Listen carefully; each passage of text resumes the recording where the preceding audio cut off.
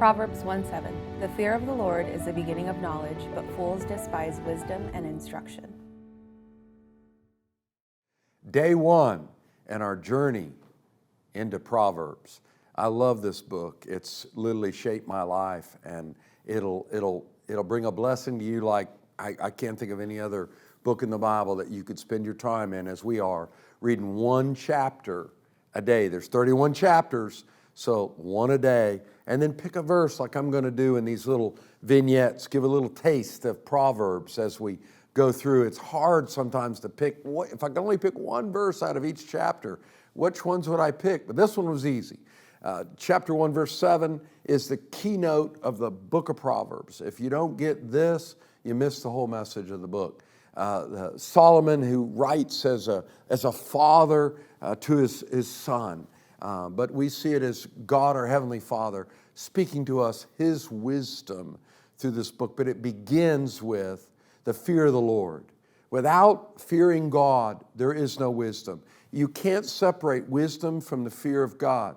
The fear of God is not a terror, but it's a holy reverence. If I think of it this way, there is a God, and I'm not Him, and that means I fear Him.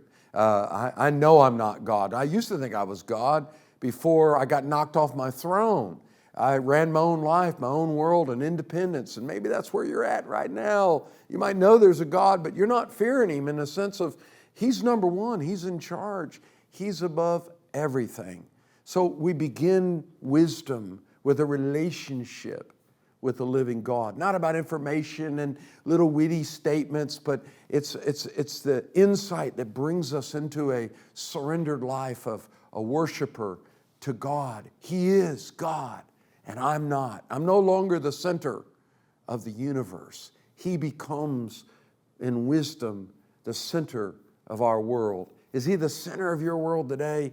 Maybe there needs to be some adjustments to come to that place where Jesus is the all-consuming part of your life. Number one, that He is the God that you fear above all else because you love Him and He loves you more than all else. Have a blessed day.